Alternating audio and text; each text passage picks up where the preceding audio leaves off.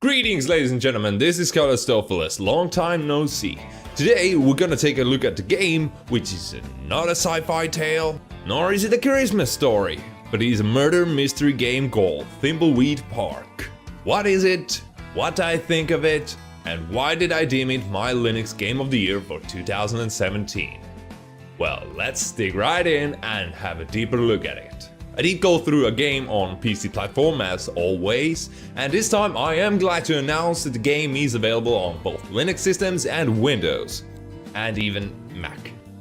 If you are willing to put yourself through that kind of torture. But let's get this show on the road and we'll come back to the platform soon enough. Do you know anything about the body by the river? Oh, sweetie. Yes. So glad someone is finally getting rid of it.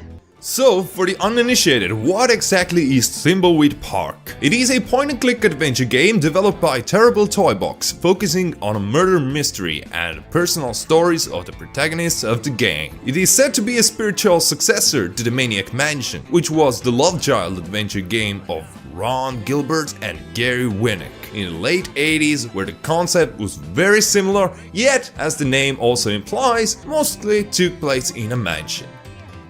Special magazine here. Oh, I've been waiting for that. Thank you. Sure, it's what we dedicated government employees do. Walk all the way out into the country to deliver a magazine.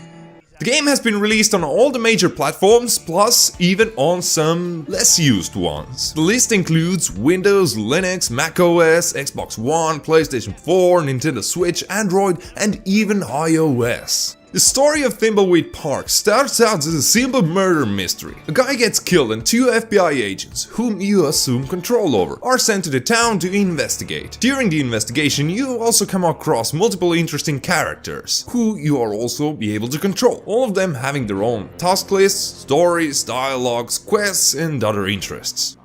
Let's photograph the victim and head into town to talk to the local sheriff. The body is starting to pixelate.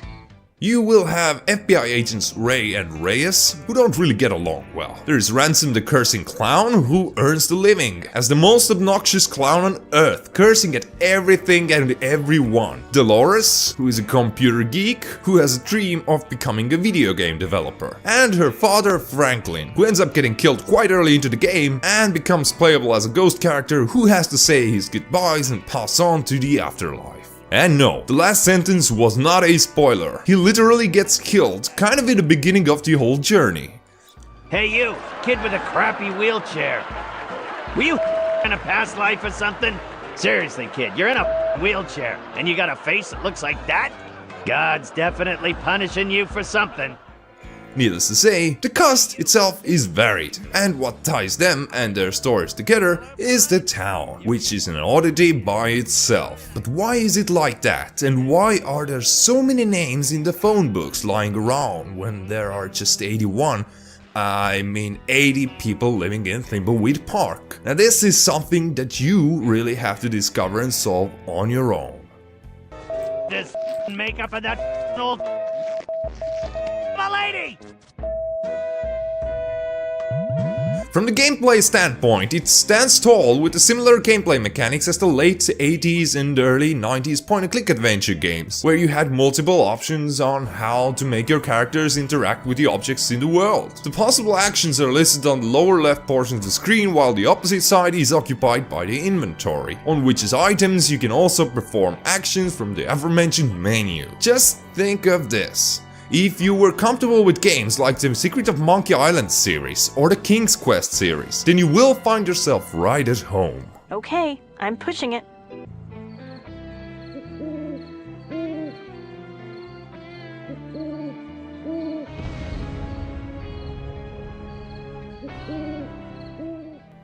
One strange thing that I did notice when I played through the Thimbleweed Park was that when you use different characters to speak to specific NPCs, then most of the time the things that the characters talk about is all the same. Meaning that if I were to use, for an example, Agent Ray to speak with a local town bum, exhaust all the chat options and then come back with Dolores, for an example, they would have to go through the exact same dialogues over again, line by line. I understand why they did it, as it makes no sense that one character character would simply have some sort of psychic connection with the others to know what was already spoken of. But I think it could have been handled a bit better. Maybe different lines for each character, which would then unfortunately mean that the amount of dialogue in the game would go simply crazy. Or maybe, I don't know, not allow certain characters to interact at all with some of the characters. But oh well, that is the game design for you. I think I'm starting to make no sense here, so let's better get back on track.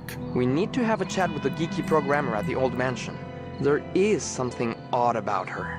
Yeah, a woman with a brain. Definitely suspicious. But what makes this game special? I think that it has some sort of nostalgic charm. It is a brand new game which looks like an old game, yet it has all the bells and whistles of a modern title. Now I know that there have been countless other games done in this pixel art style. However, the sad truth is that most of the other pixel art games lack the artistic charm and gameplay, which means that the end product is either an artistic mess or just a program without a proper gameplay. Thimbleweed Park, however, absolutely nails down the artistic atmosphere, including excellent music and voice work. If we take a look at the writing and experience the dialogues which the characters have, we'll soon come to a realization that the game has an excellent balance between not taking its plot too seriously and not letting it go down the drain as well. There are also so many fourth wall breaks that I lost count of them, one better and more hilarious than the other. Now the game is not flooded with them, nor is it built on top of them like the Deadpool game was, but it definitely has its fair share of those moments. Also, Thimbleweed Park is the first game that I've ever seen to include the option for how the toilet paper roll appears in the toilets in-game. For that, I tip my hat to those guys. I mean, this feature is utterly pointless, but so satisfying. Anything else you want to confess to? I left the toilet seat up. You monster.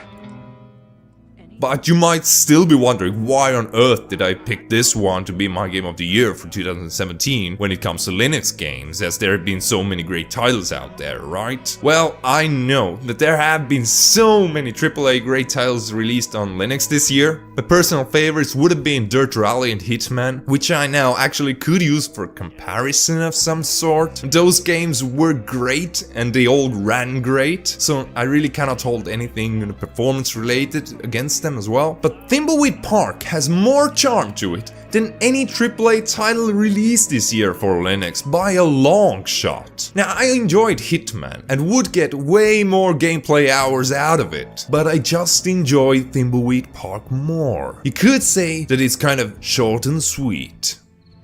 Oh, let's get the clown to climb the ladder. And then there is Dirt Rally, where comparing those would be like comparing cars to oranges. They're completely different games and offer completely different emotions. Whereas again, I will probably spend way more time on Dirt Rally in total while getting my money's worth. I got more everlasting emotion from the Thimbleweed Park. So, in the end, it is all subjective. You might like it as well, or you might not give a shit about it. It's all up to you. For me though, the Thimbleweed Park pushes just the right buttons. It's supposed to dispense one piece of candy each time you use it, but it emits deadly sparks instead. It's gonna blow!